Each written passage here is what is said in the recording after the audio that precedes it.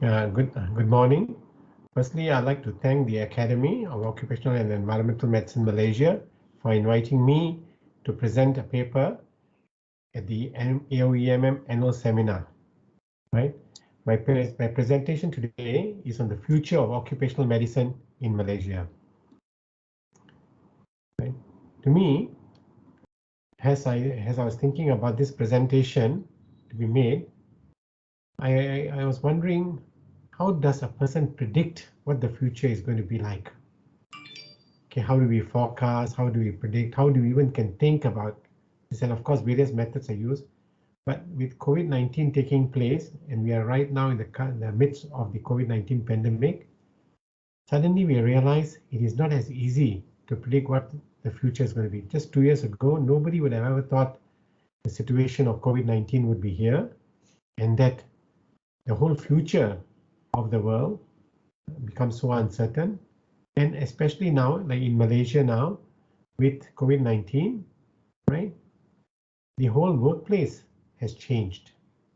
The nature of the workplace, the jobs that are existing, right? So it's very interesting for me. Actually, when I prepared this, I was thinking about this presentation. So what I'm going to do is I'm going to be talking about the healthy workplace model of WHO and the Society of Occupational Medicine in the UK. They too had actually discussed about the future of the occupational health workforce in recent years. And there was another paper on moving from occupational health to worker health. Right? But when we think about occupational health and occupational medicine, of course, we must have a good idea about future occupations and also the jobs that people do and the hazards that are accompanying them. So we'll be talking about that. Then we'll be talking about the immediate impact of COVID-19 on work.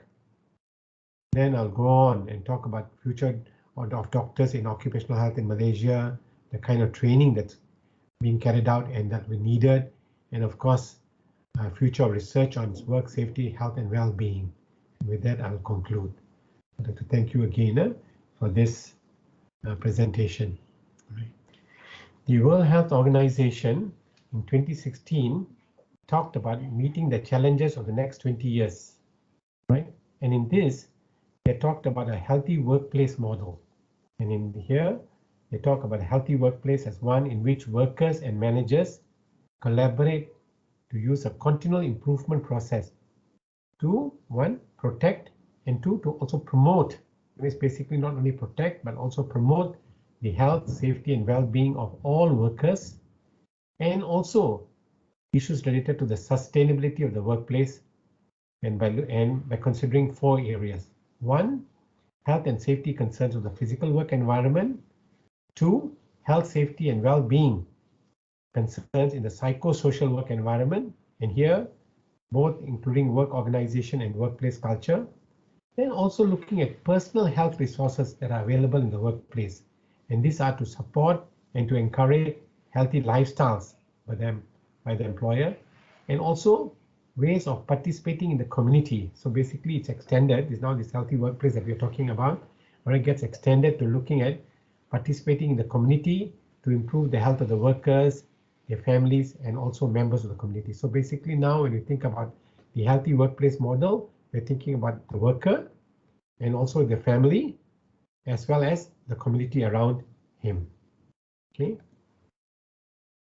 When the Society of Occupational Medicine talked about this future of occupational health workforce, right, it was quite clear that we would need, or they would need a multidisciplinary workforce in the occupational health field, right? And so, and this is basically because of the necessity to meet the demand for providing OH services to all those who work. And for that to happen, right? So we are talking about a multidisciplinary workforce. We're talking about meeting the various demands of the OH services, right? And for that to happen, one, an overarching strategy to sustain and develop the OH workforce with clear leadership to bring together the various professions to collaborate. So basically now we're talking about if we need to have, all right, excellent OH workforce, right? We need a strategy that will have also a clear leadership, right? And that will have various professions in OH to collaborate and to develop initiatives, right? And also not only that, but also to think about new models of care, right? To provide innovative ways of working together to meet growing demand. All of this because we're talking about a multidisciplinary workforce, right? So basically, when you're thinking about occupational health, the delivery of the services, we're thinking about multidisciplinary workforce, various professions to collaborate together. Then we're also thinking about funding to expand training, right? To front load adequate numbers into the profession. And also subsequently, once they graduate, so from the undergraduate degrees to acquire also further relevant skills, then incorporate occupational health into undergraduate course curriculum. This was definitely one thing that I think everybody felt was lacking in many places.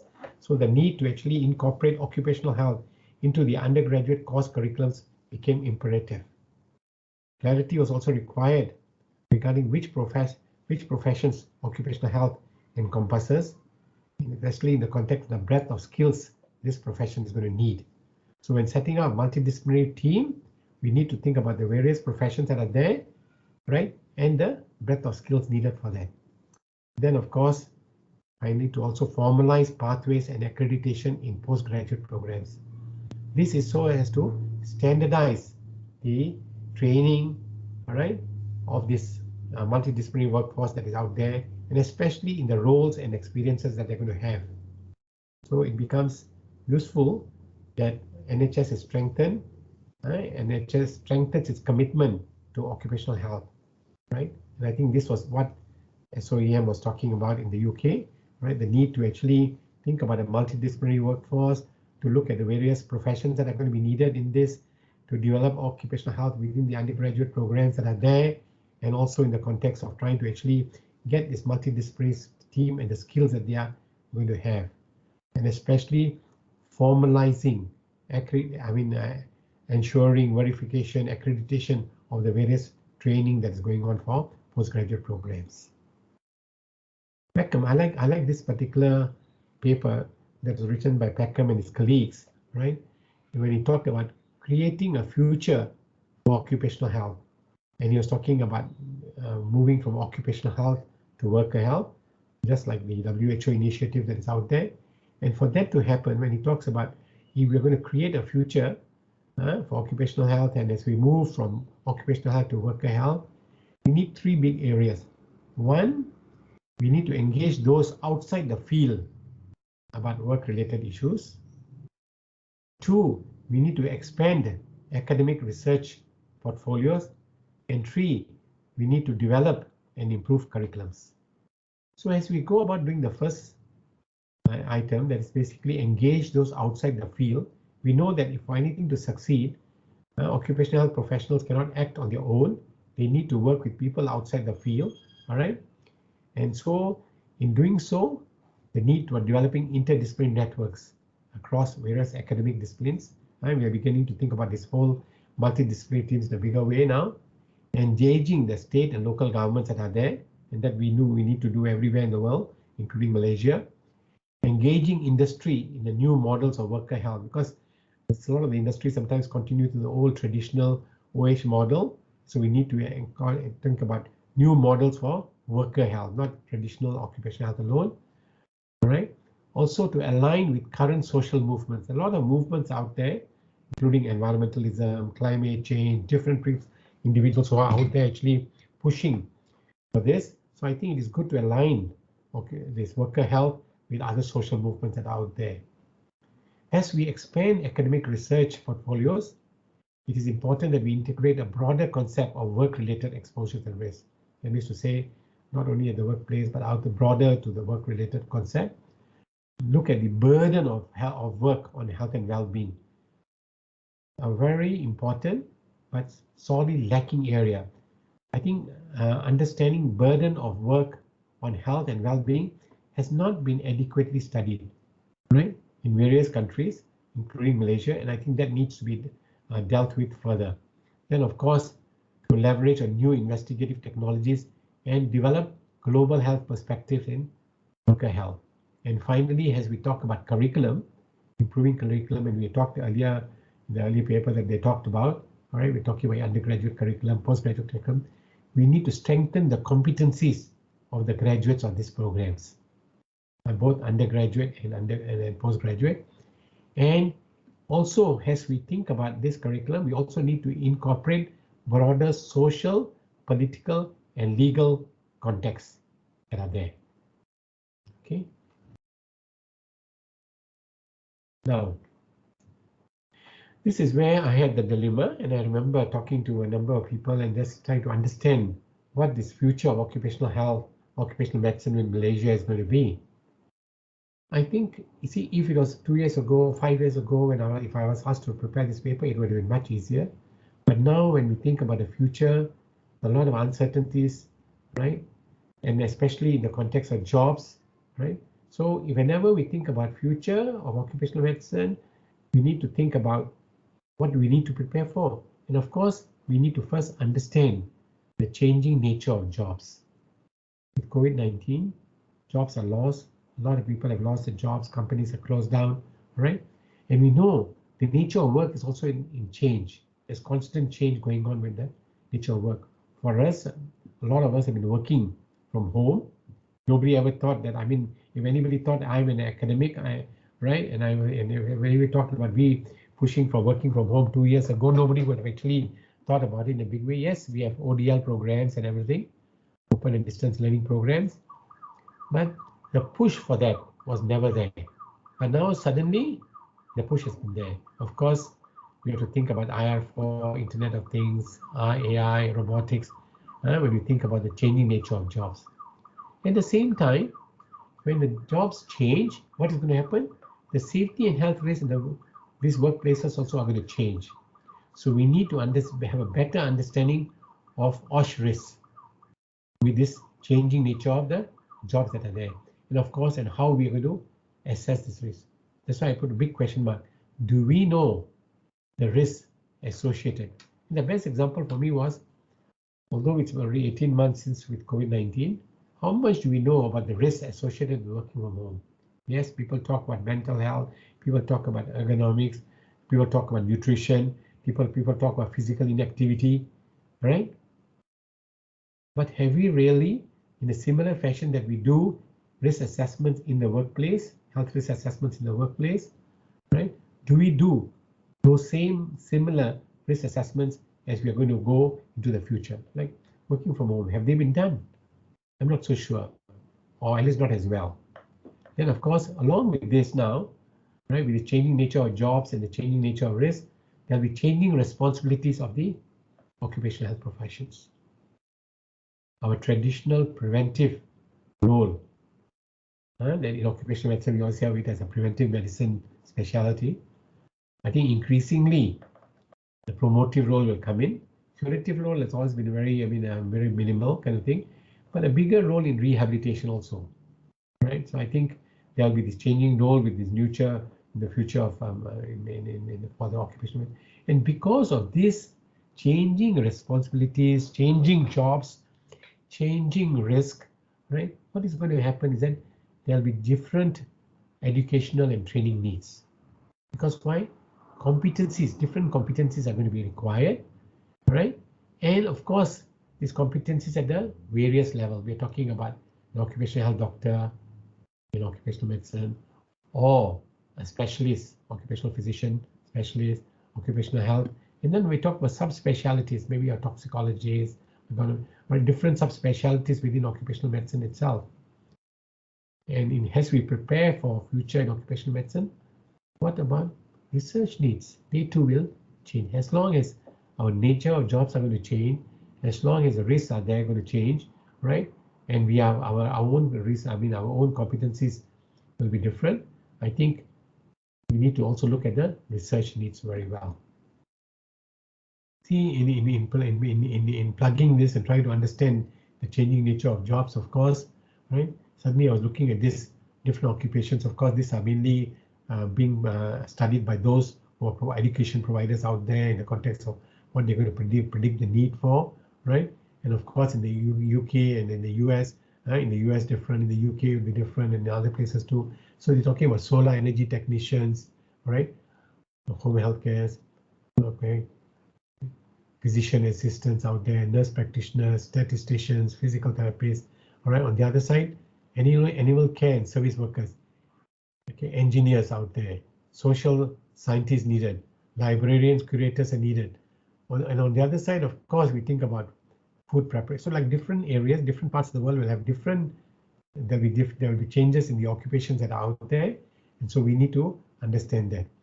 So for example, like here, a very clear changing the job landscape. I like this particular slide, and they're talking about 2025 new jobs will emerge. And what do I see? A lot of them are IT related. Okay, data analysts and scientists, artificial intelligence, big data, okay, right, process automation kind of thing. At the same time, what is going to go down? If you look at it, your accountants are going to go down, your factory workers are going to go down. So definitely the whole job landscape will change.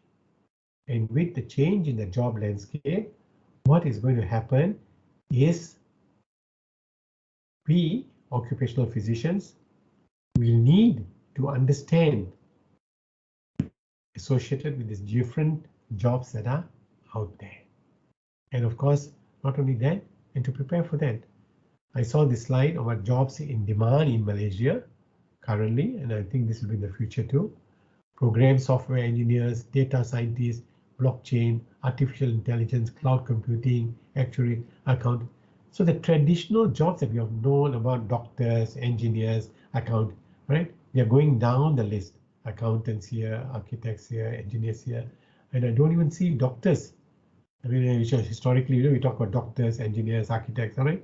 But nature, the jobs in the future are different. And when the jobs in the future, and if they go on to do these jobs, we need to understand what are the safety health risks associated with them, right? This is a traditional slide on common hazards in the workplace, right? When we think about safety hazards, physical hazards, ergonomic hazards, organizational hazards, chemical. Yes, the categories would remain the same or similar, but each of these components within each of these categories would change.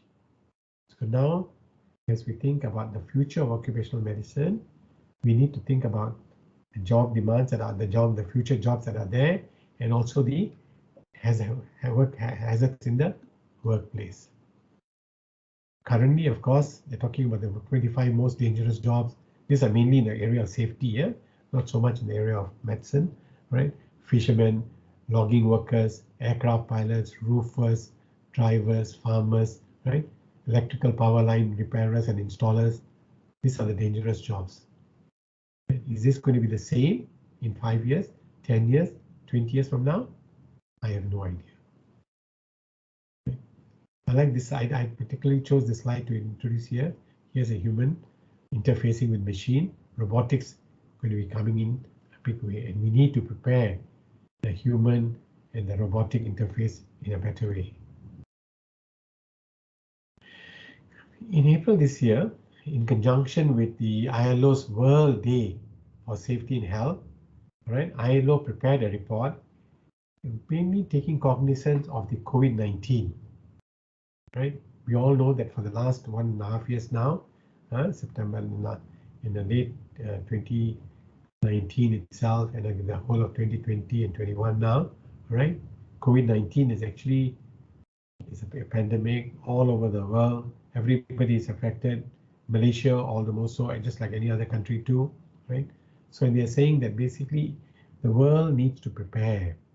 ILO is saying countries, governments need to prepare, need to anticipate, need to prepare and to respond.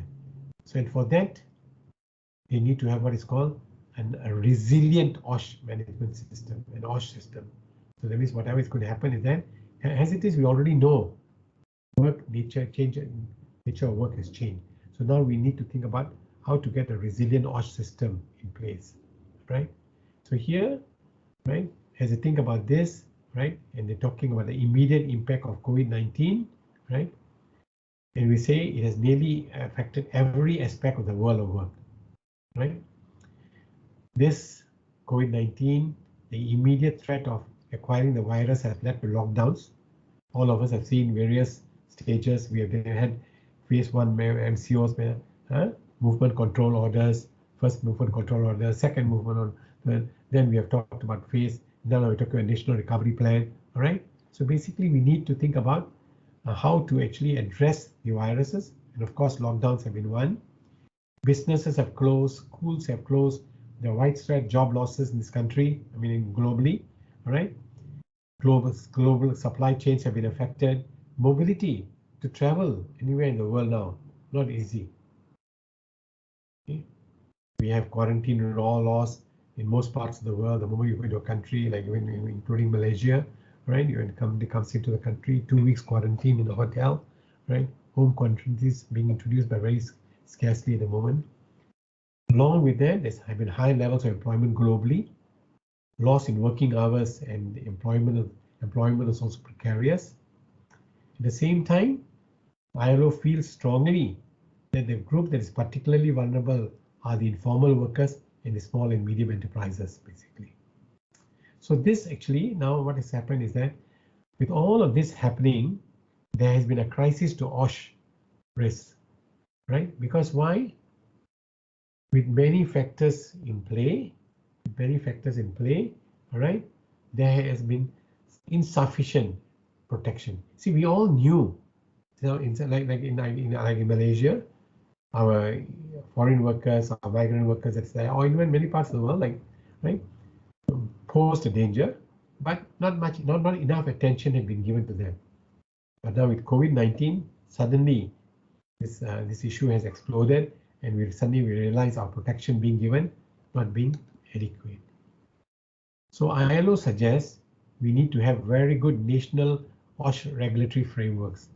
Yes, we already have OSH OSH regulatory frameworks. We have an OSHA Act. We got in Malaysia, we got the OSHA the regulations under OSHA 1994. All right. But now the question that is around out there, so has this legislation been able to adapt to unforeseen contexts where rapid and appropriate responses are needed? That's what has happened. Suddenly the nature of work has changed, right? Those places have been shut down. People have been asked to say, okay, work from home, or bring in only 30% of your workforce, or half your workforce, or this group can work, that groups can't work, right? So has management been able to kind of address this? Are there enough legislation to address this? And of course, if there's legislation, compliance with these regulations and labor inspection systems also need to be reinforced. My question then, of course, is now more so than ever. I'm not saying the occupational health physicians have always played a role in developing or helping or contributing to, right, OSH or regulatory frameworks, whether it is the OSHA Act or the Employee Social Security Act, they have, right? But I think more so now, they need to also become what I call influencers. I think this word influencers is becoming more common now, and I think we need to think about how we, as occupational physicians, we can do more to influence OSH legislation. At the same time, the institutional frameworks that are there in the country need to be strengthened. This including NCOSH, government agencies, NGOs, professional bodies, right? A competent authority in OSH, that somehow or other, at least in Malaysia, did not come out very clear. A whole competent authority ought to provide the leadership during this crisis.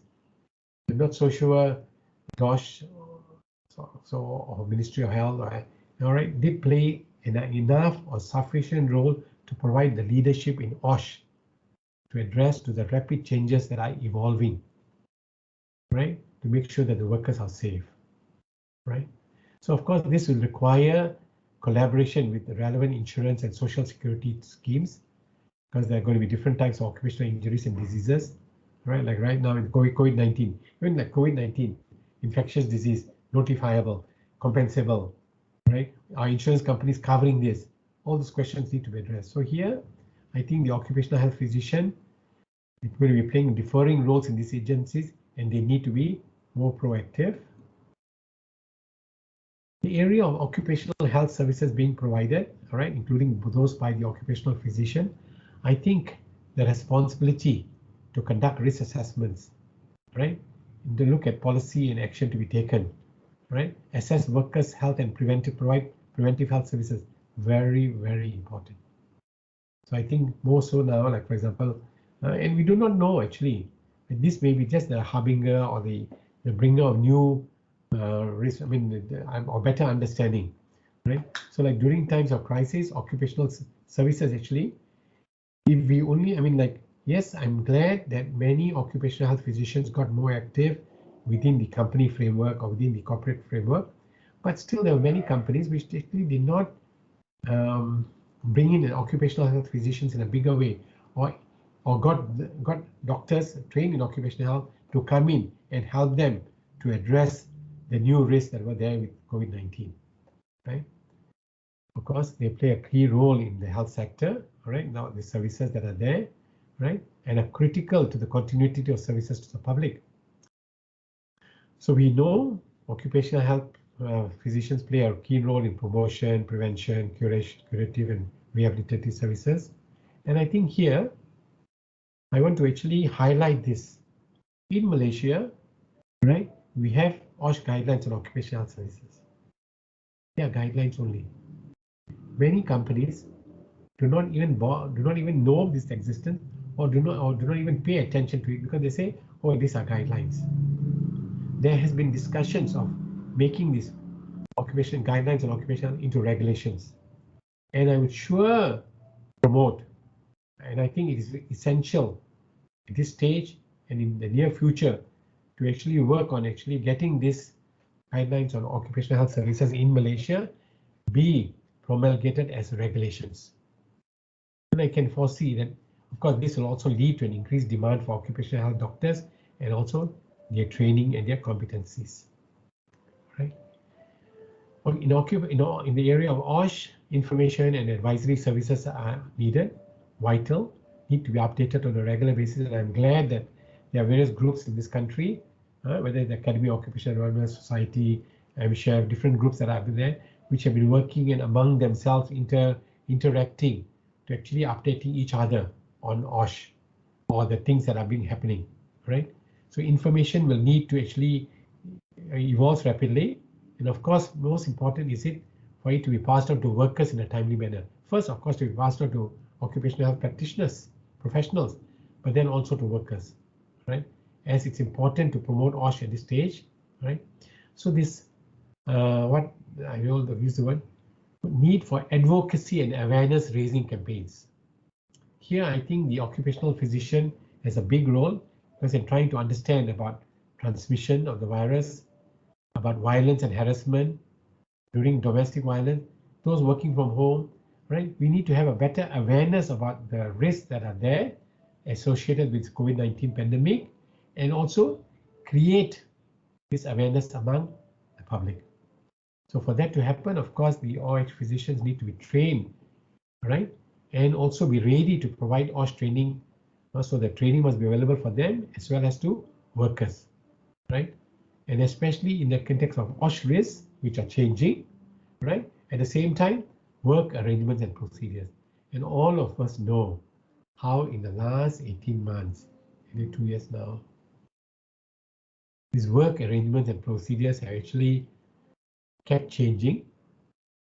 And sometimes individuals are at a loss because of the guidance that is coming through, the NCOs, the guidance, or the what I call the SOPs that are coming through. At the same time, occupational health physicians in the future, we need to make sure that data is being collected, right? Data is collected in a better way. The systems of notification also be enhanced, all right? So that informed decisions on OSH policy can be made, all right?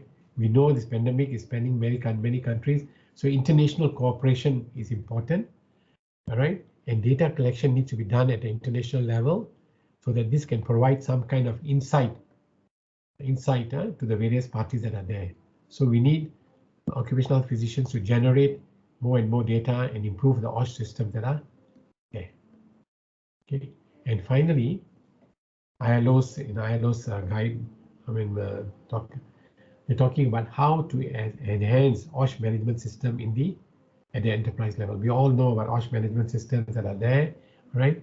So increased cooperation between management, workers, and the representatives is essential, All right. Then we need to create a safety work culture, which we have already been doing, right?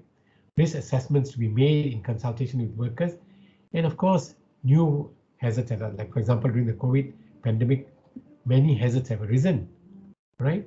That went beyond the actual risk of infection with the virus. It was not only the risk from the virus that was there, but although other effects or other hazards or other risks associated with the nature of work that's happening. For example, violence and harassment, mental health, ergonomic, and also chemical concerns sometimes. And of course, to look at the SMEs that are out there and make sure workers, management or the management in this company at the enterprise level need to make sure that OSH protection is adequate, because it is quite clear that basically access to PPE had been a problem, right? I think this globally is hygiene stations, and although infection reduction strategies, including ventilation, I think a lot of people only recent. The way I look at it, not many people understood OSH. A lot of people didn't even know what PPE were. Not a lot of people did not think about ventilation as an issue, indoor air ventilation as an issue. I think with COVID-19, this became clearer, that what is PPE, what needs to be done, how to wear them, about ventilation itself, right?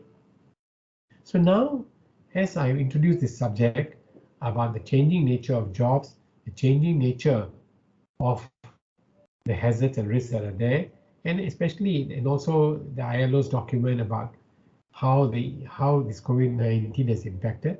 And I think with this, of course, changes the nature of work globally will change. What they call is the new norm. I wonder what, when they talk about the new norm, I'm also looking forward to understanding better about the new norm. Because really we're all struggling actually, in a way, right? So when you think about doctors in this country, we all know GPs have always played a major role in taking care of the health of workers in this country. Historically, of course, there were also VMOs that were out there, right? And the panel doctors, of course, in companies, were trust upon actually not only to provide personal, family medicine type of care, personal care, primary care, but also occupational health care. So they have this burden, double burden of providing occupational health care as well as primary care, right? And over the years, of course, now we have got more than 2,000. Since 2000, there was this regulation we all know about, right? Which talked about only all those who are occupational health doctors, that is, who are registered as occupational health doctors, will be allowed to conduct medical surveillance for chemicals listed under this use regulation 2000. There's a use regulation. Under the use regulation, those individuals who are exposed to chemicals hazardous to health need to undergo medical surveillance if the risk assessment is done and there's a need for it. And who's to do it? Occupational health doctors. So one, we must know, and this role, there are more than 1,000 occupational doctors already registered, is increasing, right? And there'll be more and more need for occupational health doctors in the country, right? At the same time, I put some question marks here, and you in the audience can actually think about it in a more concerted effort and discuss about it. One, of course, I noticed there's also an increasing number of corporate occupational health physicians in our country, more so in the multinational companies, right? And in recent years, even the local companies are beginning to have occupational health physicians. I personally expect this to increase further. Two, there's also an increasing number of doctors who are working in occupational health units in the Ministry of Health. Historically, I mean, in the 1980s when I joined and started doing occupational health, there's only one doctor in the Ministry of Health involved in occupational health. Only one, right? And really, the last 10-15 years, I must be honest, that the occupational health units have been established in a concerted manner, both at the federal level, at the state, and at the state level. Okay, not only at the state level, but also hospitals, and also in health clinics. A very positive sign I see in the development of occupational medicine in the country. Two, of course, not only in the Ministry of Health, but also in DOSH, Right, but historically, maybe in the beginning in 1970s, they had one doctor who moved back to the Ministry of Health. There were no occupational doctors at all till about 15 years ago. Now, right, we endorse in the Department of Occupational Safety and Health. Every state has got an occupational doctor, and I think some of them will have two, right? And in fact, I would encourage that there are more doctors be seconded to DOSH to provide the service, because it's a service that's very important. SOXO, the body that provides for compensation for employee in the employee insurance scheme as well as the invalidity pension scheme, invalidity scheme, right? There were no doctors in SOXO. Now I'm glad the CEO of SOXO is a doctor and doing a great job. The number of doctors already there addressing issues related to compensation under the benefit schemes that are there. I would imagine these numbers to grow as SOXO not only takes down this history of compensating for invalidity, compensating for injuries, compensating for occupational diseases, what I call industrial injuries that are there, right? But I can imagine as they also talk about other things that are there, like for example, they're talking about unemployment benefits. How do you decide and how do you help? Will there be a role for doctors in that, right?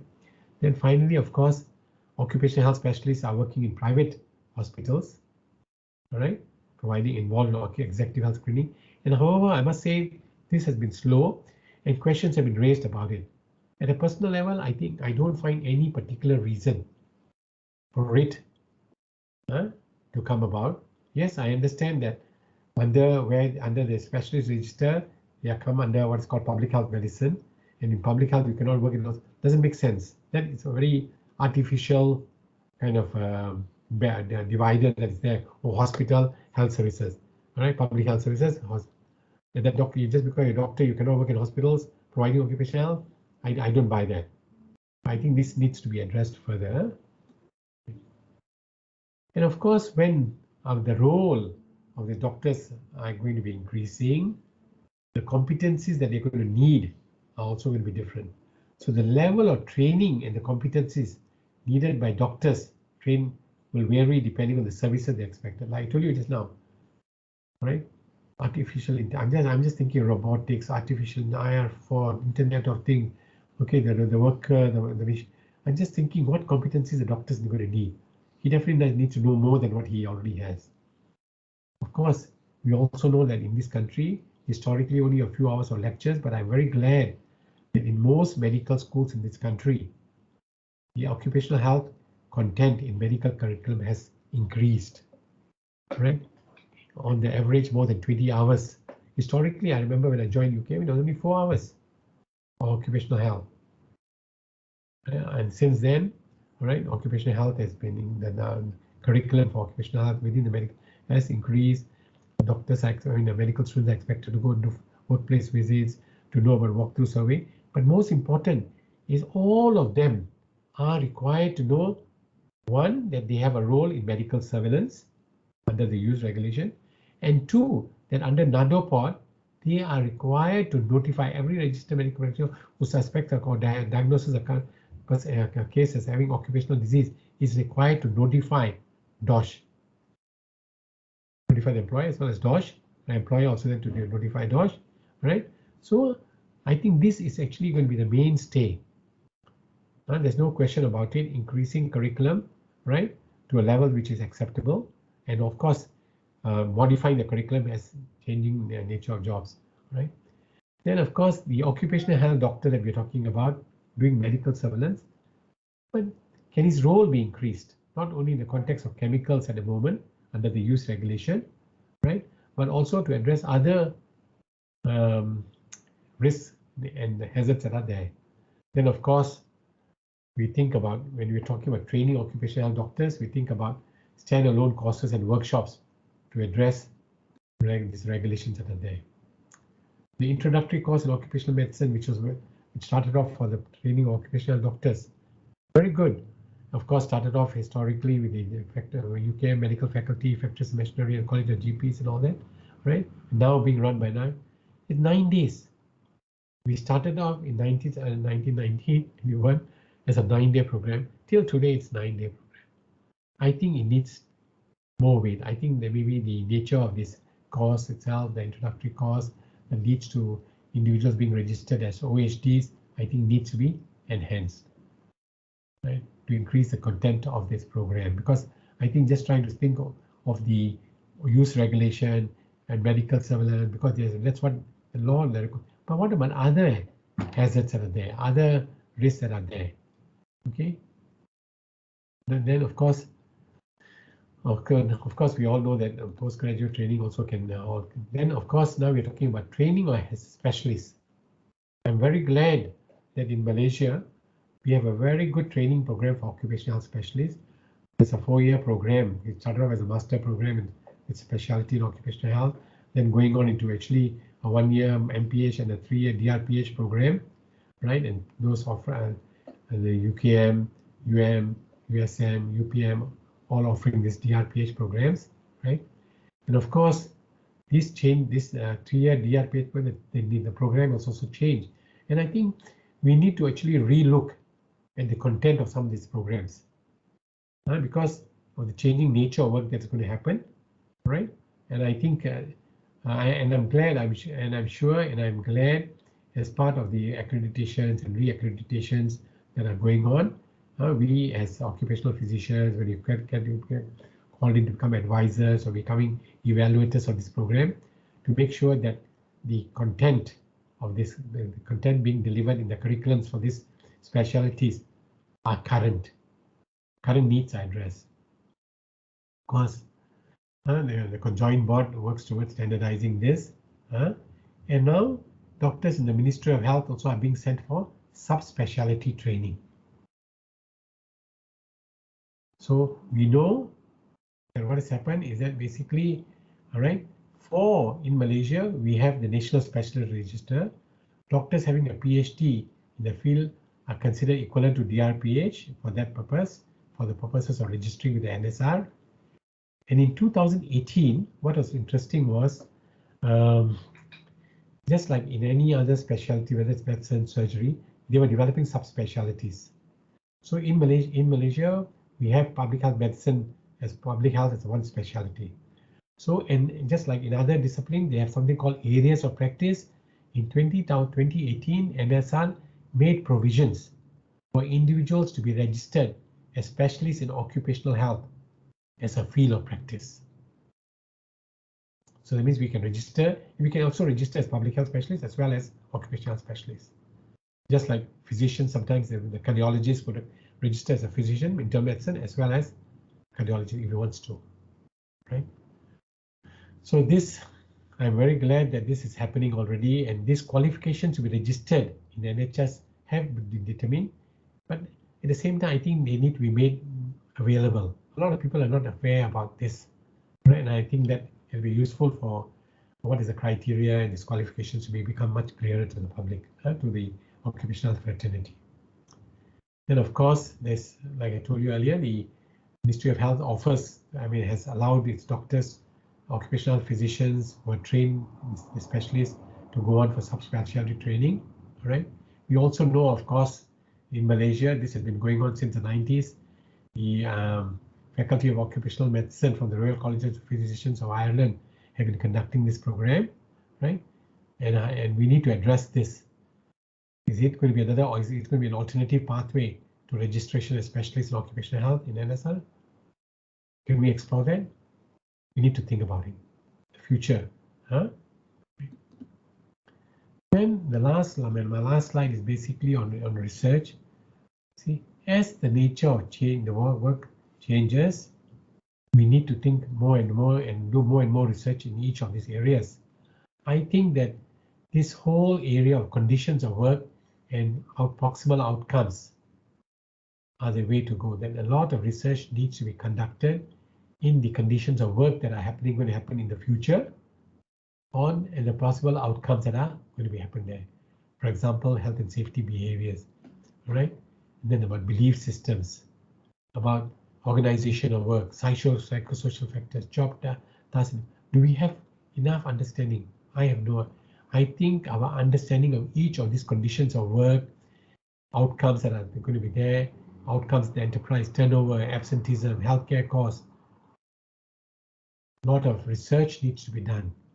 And we in the occupational medicine field need to be actually involved in getting this research done.